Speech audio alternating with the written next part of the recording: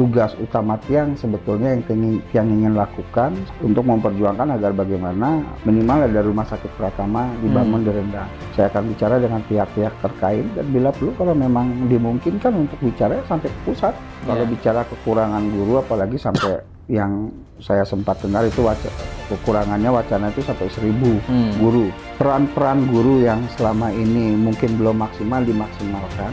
Jam-jam pelajaran para guru yang selama ini mungkin masih minim itu bisa ditingkatkan. Sehingga dari sisi itu mungkin bisa mengatasi sedikit masalah kekurangan tenaga pendidik ini. Memang menjadi masalah krusial dan bahkan boleh saya bilang masalah bahaya. Masalah laten ya, sudah berpuluh-puluh tahun tidak pernah selesai. Masalah air, masalah gepeng. Saya juga punya ide di Telaga Wajo yang itu di sebelah utaranya kan airnya cukup besar. Itu yang selama ini digunakan untuk menyalurkan air ke desa-desa di sekitarnya. Sebaiknya dengan kondisi arus yang deras ini bisa dibangunkan sebuah kincir air. Kincir air itu gunanya untuk menjadi semacam reaktor tenaga pembangkit listrik. Untuk kita mendorong air ke atas ini kan membutuhkan mesin-mesin. Kita bisa menggunakan listrik yang dihasilkan oleh arus air yang ada di Telaga Wajo itu sendiri, bekerja sama dengan PLN.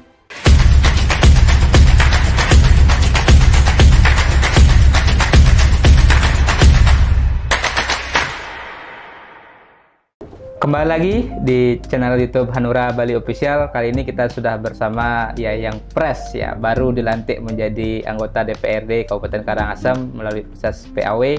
Gusti Putu Eka Mulyawan Wira Senapati yang akrab disapa Gus Wawan. Om Swastiastu, Ji Gus. Swastiastu. Ya, selamat dulu. Pertama kita ucapkan sudah dilantik menjadi PAW anggota DPRD Karangasem. Nah, gimana perasaannya ini, Ji Gus? Apa ya, beban sih sebetulnya. Beban, oke. Karena amanah ya. Iya, karena dari awal saya juga sebetulnya menolak, cuman ya karena ini kebijakan partai, ya saya ikuti. Bebannya ya karena dengan waktu yang sesingkat ini saya berkewajiban untuk setidaknya membantu masyarakat sesuai dengan tupoksi di Dewan.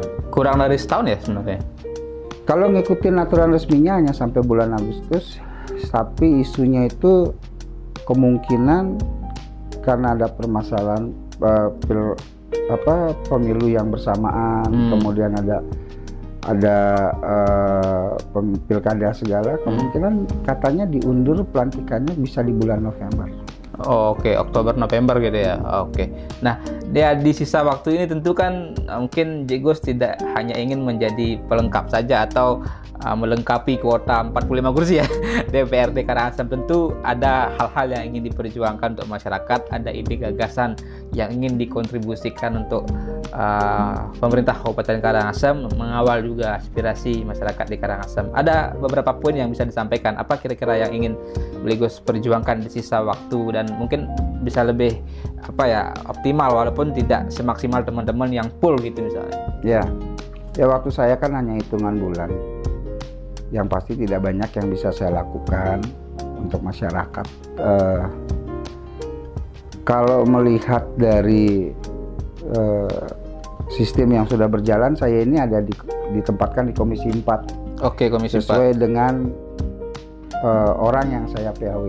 Yang digantikan. Ya, Komisi 4 itu kalau nggak salah ada bidang pendidikan ya? Ya, pendidikan, pemuda, olahraga, kesehatan, pemuda, kesejahteraan olahraga, sosial, sosial, ada pariwisata juga? Pariwisata, budaya. Oke. Nah, sesuai dengan tupoksi itu atau bidang tugas itu, apa yang mungkin ingin Jegos lakukan untuk masyarakat atau mengawal lah program-program pemerintah Kabupaten Karangasem? Ya, sebetulnya terutama kesehatan ya. Ini memang cita-cita saya, bahkan sudah seperti jadi obsesi. Karena dulu pun waktu tahun 2019 saya kampanye itu, salah satu yang saya kampanyekan adalah bagaimana agar di Rendang ini didirikan rumah sakit Pratama atau rumah sakit tanpa kelas. Pratama, oke. Ya, karena sejak Republik ini merdeka sampai hari ini sebagian masyarakat Kubu, Rendang, Sidemen, dan Selat itu kalau sakit berobatnya lebih memilih ke Denpasar, ke Kelungkung atau ke Denpasar. Jadi hak-hak dasar masyarakat di 4 kecamatan ini, 3,5 kecamatan lah kalau kita bicara, itu belum dapat dipenuhi oleh pemerintah Kabupaten Karangasem. Itu, nah itu kalau kita melihat populasinya itu sudah 100.000 lebih. Nah, itu menjadi tugas utama Tiang sebetulnya yang ingin lakukan, saya ingin lakukan untuk memperjuangkan agar bagaimana minimal ada rumah sakit Pratama dibangun di Rendang. Karena Rendang ini posisinya dari tengah-tengah, dekat dari Selat, dekat dari Sidemen, kemudian juga dekat dari sebagian Kubu, Tianyar, Bunga, Cegi, segala itu. Yang selama ini kalau mereka sakit harus ke Kelungkung atau ke Denpasar. Nah, itu yang coba akan saya suarakan, bicarakan, lobby dengan pihak Pemkab, dengan eksekutif. Sebetulnya juga ini sudah merupakan komitmennya politiknya Bupati yang sekarang, Pak Gede Dana, untuk membangun itu pada waktu pilkada kemarin. Dan secara geografis sangat strategis, kemudian lahannya pun ada milik pemerintah. Nah, di mana potensi lahan atau lokasi yang memungkinkan dibangun rumah sakit Pratama di Rendang? Masuknya jadinya ke Desa Nongan ya, di dekat SMA 1 Rendang. Ya, di dalam itu ada tanah milik provinsi sebetulnya. Dekat SMA? Ya, sekitaran sana saya dulu sudah sempat juga survei.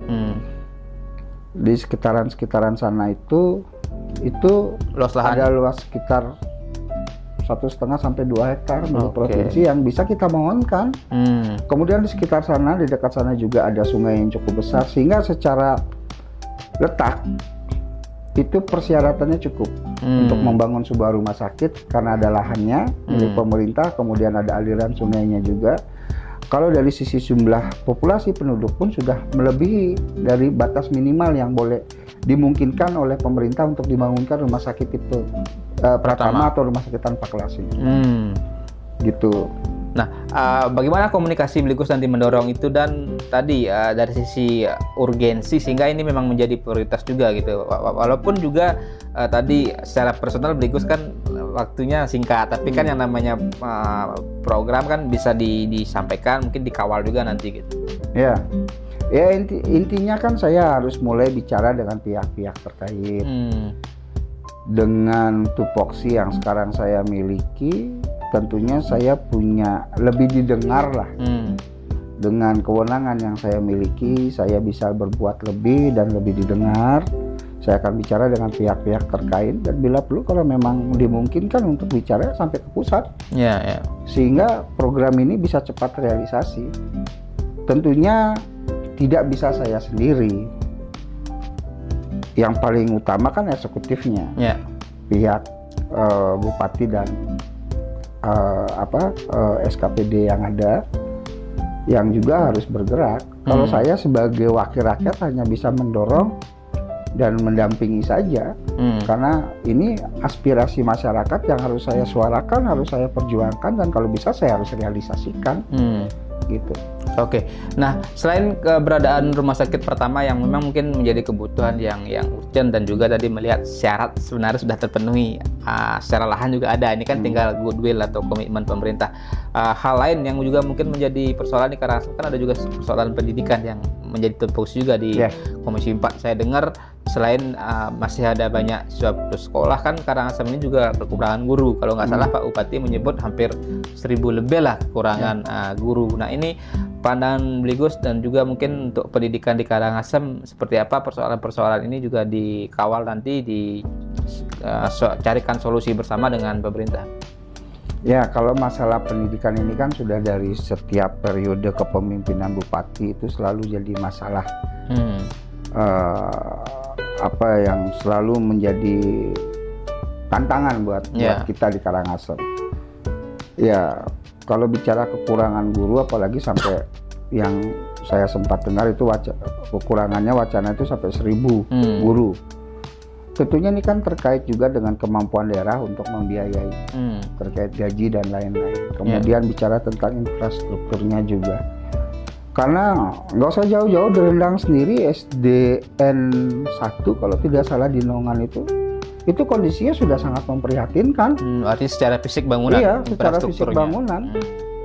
Atapnya sudah jelek, itu juga keselamatannya juga bisa membahayakan gitu. Terancam juga keselamatan anak-anak di sana gitu. Nah makanya yang sudah ada dulu dimaksimalkan, peran-peran guru yang selama ini mungkin belum maksimal dimaksimalkan, jam-jam pelajaran para guru yang selama ini mungkin masih minim itu bisa ditingkatkan. Sehingga dari sisi itu mungkin bisa mengatasi sedikit masalah kekurangan tenaga pendidik ini, memaksimalkan yang sudah ada dulu. Kemudian memperbaiki infrastruktur sekolah-sekolah yang sekarang ini sudah tidak bagus, itu dulu menjadi skala prioritas. Sambil pelan-pelan ya coba, kalau memang ada kekurangan 1.000, rasanya kan tidak mungkin langsung 1.000. Bertahap gitu, entah mungkin tenaga kontrak atau sistemnya gimana, nanti tergantung kemampuan daerah juga, ya disesuaikan saja, bertahap saja. Dalam setiap 1 tahun anggaran itu berapa yang bisa kita anggarkan untuk menambah guru baru. Mungkin itu, dan ini tugasnya Dewan juga untuk merancang, terutama dari sisi APBD-nya, postur anggarannya seperti apa, itu kan harus kita yang mempersiapkan juga bersama-sama dengan eksekutif. Ya, itu kan di persoalan di pendidikan dasar sampai menengah, tapi kan juga yang menjadi persoalan misalnya di Karangasem, walaupun sepintas gitu kan, akses kepada pendidikan tinggi. Sepertinya tidak banyak kampus-kampus ya, baik perguruan tinggi maupun yang setara di diploma yang ada ke Karangasem, sehingga mereka lebih banyak ke Denpasar atau bahkan ke Beleleng gitu, ke Singaraja. Nah, bagaimana mungkin untuk akses, artinya semakin banyak mungkin perlu ada pendidikan tinggi atau juga menarik misalnya investasi-investasi di bidang pendidikan tinggi baik sekelas vokasi, diploma atau perguruan tinggi di Karangasem. Atau apa mungkin yang juga menjadi daya tarik untuk di Karangasem? Pandangan Gus lah. Iya. Kalau tidak salah Bupati Pak Gede Dana itu sudah kebijakannya itu dengan tentang pendidikan itu bagus lah. Dan kalau tidak salah bahkan sudah 1 tahun belakangan ini sudah dibangun universitas negeri kalau tidak salah. Itu cabang ya mungkin. Sebutannya saya tidak terlalu paham. Itu sudah dibangun juga. Jadi membangun dunia pendidikan itu tidak seperti makan cabai. Sekarang kita makan langsung terasa pedas. Memang harus pelan-pelan, tapi memang dibutuhkan komitmen yang tinggi, goodwill yang bagus dari pemimpinnya untuk melakukan itu, dan pendampingan dari wakil rakyatnya, dari legislatifnya juga harus punya komitmen yang sama, sehingga dua jalur ini menyatu tentunya akan menghasilkan hasil yang maksimal dan positif buat masyarakat. Saya pikir ini salah satu yang harus lebih diperhatikan, pendidikan tinggi. Nah, cuman yang paling penting ya pendidikan dasar dan menengahnya dulu kita perkuat, gitu. Itu dulu sih. Ya, dan kita lihat kalau secara tadi bicara pendidikan tinggi atau pendidikan vokasi, secara sebaran SDM atau generasi muda di Karangasem kan belakangan yang kita lihat juga semakin banyak anak-anak muda kita yang tertarik di sektor pariwisata. Khususnya semakin banyak juga anak-anak muda Karangasem yang kerja ke luar negeri. Saya tidak punya data pasti, tapi dari misalnya kita bicara di Rendang atau di desa saya di Besakih itu anak-anak mudanya sekarang mereka pilihannya mayoritas ingin kerja ke luar negeri, kalaupun tidak misalnya di kapal pesiar kerja ke Jepang gitu misalnya. Itu juga menjadi fenomena baru di Karangasem. Nah, bagaimana Gus melihat itu? Ya, pertama bagus karena sampai saat ini ruang dan peluang kerja masih terbatas. Di Bali sendiri, terkhususnya di Karangasem, ketika memang ada peluang kerja di luar negeri dengan hasil yang lebih baik, kenapa tidak? Ya. Hanya tentu mungkin kualitasnya yang harus lebih diperhatikan. Ini menjadi PR bersama antara pihak sekolah dengan pemerintah, sehingga menghasilkan kualitas tenaga kerja yang mumpuni dan diakui oleh dunia internasional, oleh negara lain. Dengan kualitas tenaga kerja yang semakin baik, itu tentunya akan ada pengakuan tentang SDM kita. Ketika ada pengakuan itu tentunya dari sisi pendapatan pun akan meningkat, karena seiring dengan kualitas yang semakin baik. Itu yang pertama. Kemudian pengalaman kerja yang mereka dapat di luar negeri, di berbagai sektor yang mereka masuki itu, ketika mereka sudah cukup bekal, sudah cukup pengalaman, mereka bisa balik ke Bali, balik ke Karangasem, itu bisa dijadikan bekal untuk mereka membangun usaha sendiri. Gitu. Contoh, sekarang ini kan banyak yang dikirim ke Jepang, ke Australia bekerja di perkebunan. Kebunan buah lah misalnya. Itu di situ mereka bekerja sambil belajar bagaimana teknologi pertaniannya, bagaimana sisi pengembangannya, bagaimana sisi pemasarannya, teknologinya seperti apa, kemudian pasarnya ada di mana. Syukur-syukur mereka juga berani untuk mulai membangun komunikasi untuk pasarnya tuh ada di mana.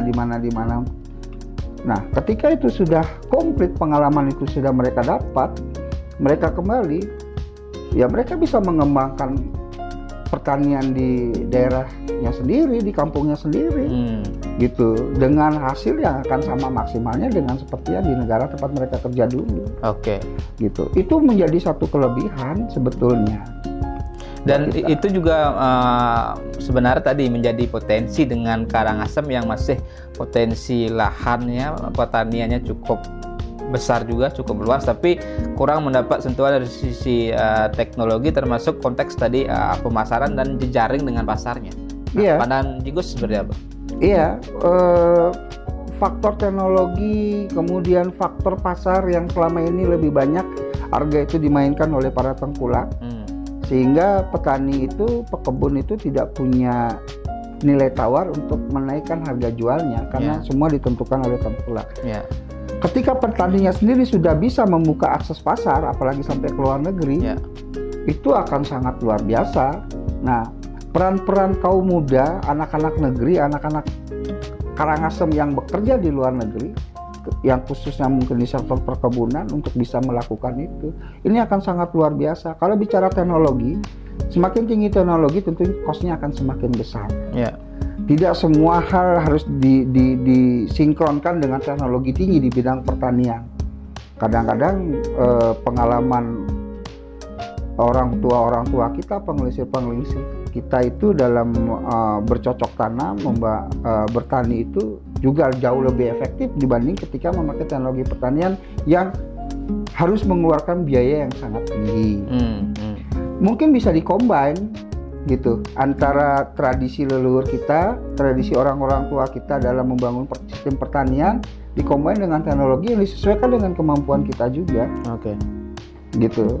Itu hasilnya bagus lah. Jadi memang sebenarnya menjadi peluang juga ketika teman-teman generasi muda kerja di luar, membawa ilmunya balik ke Bali, ke Karangasem, mengembangkan pertanian dan juga bisa mengembangkan bisnisnya, kan begitu. Terus dengan bawa modal balik. Jangan lupa. Itu yang paling penting. Jangan dipakai foya-foya. Nah, tadi berkaitan juga dengan tadi pariwisata, Karangasem ini kan sebenarnya menjadi banyak punya spot-spot yang menarik gitu, tapi banyak pihak atau juga para praktisi pengamat juga mengatakan sebenarnya belum digarap dengan maksimal, promosinya juga masih kurang, padahal banyak potensi, mungkin istilahnya adalah the sleeping giant gitu, masih banyak potensi-potensi yang tidur tapi belum mampu digarap. Pandangan Jigus seperti apa, dan kira-kira kalau misalnya di Rendang sendiri spesifik kita bicara apa yang mungkin bisa dikembangkan di sana? Dalam hal ini pemerintah sebaiknya berperan sebagai fasilitator. Yang bagus dikembangkan, dan ini sudah banyak contoh mulai berkembang, khususnya di Rendang itu kan wisata-wisata, desa wisata. Kayak di Arce dengan sungainya, di Nongan juga ada. Bahkan sampai di belah Hidden Gem segala macam dengan pemandangan yang luar biasa, air sungai yang begitu jernih mengalir. Itu kemudian menjadi wisata luar biasa, memberikan pemasukan bagi masyarakat, bagi desanya itu. Jadi potensi-potensi ini memang kelihatannya kecil-kecil, tapi ketika dikembangkan, pemerintah menjadi fasilitator, masyarakat bersama-sama kemudian membangun itu, ini hasilnya akan luar biasa. Gitu. Bagi masing-masing desa ini, bagi masyarakat, jangan berpikir yang terlalu investasi besar, wah gitu. Padahal kan sebenarnya kalau kita melihat potensi tadi yang berbasis misal desa wisata itu kan destinasi wisata yang istilahnya community based tourism, artinya pariwisata yang berbasis komunitas yang dikelola atau dimiliki oleh masyarakat setempat dengan sistem mungkin gotong royong atau milik desa adat begitu, tanpa misalnya ada investasi yang begitu besar. Itu kan sebenarnya nyata perputaran ekonominya di sana timbang investasi besar bisa capital flight atau lari keluar. Nah, pandangan Jigos dengan pola-pola yang harusnya dikembangkan ini seperti apa? Itu yang memang harus dikembangkan di Karangasem, seperti yang sekarang sudah berjalan sesungguhnya. Ini kan berjalan tanpa ada yang mempersiapkan, tanpa ada yang mendesain, alami saja. Karena diawali biasanya itu kan anak-anak muda yang senang berpetualang, ketemu tempat yang bagus, kemudian pelan-pelan rame di medsos, akhirnya jadi rame, kemudian pemerintahan desa atau desa adat setempat mengambil alih, coba menata, memperbaiki, kan begitu awalnya. Nah, peran pemerintah di sini harus lebih besar setidaknya dalam menjadi fasilitator, terkhususnya buka akses, buka jalan, gitu, mungkin membuat senderan untuk di sungai-sungai yang alirannya sudah digunakan untuk pariwisata. Atau misalnya ketika ada potensi di sana jogging track, fasilitas itu disiapkan, misalnya disupport. Jadi disitulah peran pemerintah untuk. Nah, kita bicara misalnya di Rendang. Di Rendang itu potensi desa wisata untuk mengembangkan desa wisata itu luar biasa. Belum lagi menjadi wisata spiritual, karena kita ada pura terbesar di dunia, Sakih. Jadi kita buat semacam pariwisata yang terintegrasi, di mana nanti mungkin Ibu Sati menjadi wisata spiritual. Sebelum menuju ke sana mungkin mereka bisa menikmati alam, mereka bisa wisata air dulu, ke Tenongan, ke Telaga Waja gitu misalnya, atau kemudian setelah itu mereka bisa wisata buah, di mana dikembangkan agrowisatanya. Jadi bisa dibuat menjadi sebuah pariwisata yang terintegrasi. Ada ekosistemnya begitu. Terbangun sebuah ekosistem jadinya. Gitu. Nah, apa sebenarnya yang dibutuhkan untuk mencapai itu? Artinya ini kan potensinya sudah ada, tapi apa kira-kira yang masih menjadi barrier atau kendala? Pertama tentunya harus ada kerjasama yang bagus, komprehensif antara pemerintah desa adat, masyarakat, dan pemerintah kabupaten. Saya yakin ketika ini menjadi sebuah kepentingan bersama, masyarakat itu akan mau bekerja sama. Saya yakin itu. Sekarang ini hanya tinggal bagaimana ada political will, ada itikat yang baik, ada inisiatif yang baik dari pemerintahan desa adat, dan pemerintahan kabupaten. Kalau ini sudah terbangun sebuah kesepemahaman bersama, saya yakin bisa. Karena pertama, desa-desa wisata yang terbangun ini tidak memerlukan investasi yang terlalu besar. Karena yang menjadi tujuan wisata itu sudah ada, dibangunkan oleh alam, semesta yang memberikan. Begitu. Hanya tinggal kita menata. Tentunya kalau menata kan tidak membutuhkan dana yang besar, investasi yang bagaimana agar ada toilet umumnya sehingga lebih tertata, di mana tempat sampahnya sehingga wisatawan itu nggak sembarangan buang sampah, kebersihan terjaga, dibuat lebih indah, ditata lebih indah. Kemudian ditentukan di desa ini mungkin disesuaikan dengan potensi desanya. Termasuk artinya menggali ciri khas dan juga punya produk di masing-masing destinasi tadi, produk pendukungnya. Secara tidak langsung. Untuk oleh-oleh misalnya kan? Itu akan terbangun. Gitu. Kalau tidak salah di Desa Pesaban itu ada air terjun kalau tidak salah. kalau tidak salah itu ada air terjun, itu juga bisa dikembangkan, sudah dikembangkan oleh desanya sendiri. Hanya tinggal bagaimana pemerintah ini menjadi fasilitator, menyiapkan segala sesuatu, dan itu dibuat terintegrasi, mulai datang dari Bukit Jambul, mereka bisa mampir dulu ke Desa Pesaban, kemudian mereka bisa mampir ke Nongan untuk merasakan main-main air yang begitu jernih. Dari sana mereka bisa mungkin diajak ke desa lain yang ada sektor agrowisatanya, bisa masuk ke Pempatan di sana, karena di sana juga cocok untuk dikembangkan. Dari sana kemudian mereka bisa ke Besaki. Di sana kalau memang dimungkinkan aturannya, awik-awiknya, puranenya untuk dibangunkan penginapan, tapi tanda kutip hanya untuk tempat bersemadi atau beryoga. Gitu, bukan hotel yang sembarangan tapi memang tempat-tempat untuk kita melakukan praktek spiritual berupa yoga yang begitu itu kan juga bagus. Gitu. Jadi sebenarnya banyak potensi yang memang tadi perlu kebersamaan, perlu supporting dari pemerintah dalam hal juga tadi fasilitator dan sebagainya, infrastrukturnya itu yang paling penting. Pemerintah menyiapkan itu. Ya menarik, Jigos. Kita bicara Karangasem sepertinya tidak habis-habis potensinya. Nah, tapi mungkin terakhirlah sebagai sebuah closing juga penegasan komitmen juga Jigos sebagai wakil rakyat anggota DPRD dengan begitu besar potensi dimiliki Karangasem, tapi masalahnya juga masih besar ya. Karangasem masih dicap juga sebagai daerah penghasil kemiskinan gitu. Daerah yang juga masalah-masalah sosialnya masih cukup tinggi juga. Belum lagi kita bicara Karangasem juga masih dilanda beberapa daerah krisis air gitu, kesulitan mendapatkan air bersih. Nah, ini penegasan sebagai sebuah komitmen dalam perjuangan, walaupun waktunya tidak panjang, waktu yang singkat, tapi mungkin bisa dimaksimalkan untuk minimal ada hal-hal yang bisa selesai lah atau bisa dipenuhi, diperjuangkan di masyarakat. Ya, kalau kita bicara tentang masalah-masalah sosial di Karangasem itu memang menjadi masalah krusial dan bahkan boleh saya bilang memakai istilah bahaya, masalah laten ya. Berpuluh-puluh tahun tidak pernah bisa selesai. Masalah air, masalah gepeng yang gitu. Nah, kalau masalah air saya rasa sekarang sudah pelan-pelan bisa mulai teratasi. Saya juga punya ide di Telaga Waje yang tempat yang sekarang banyak untuk rafting itu di sebelah utaranya kan airnya cukup besar.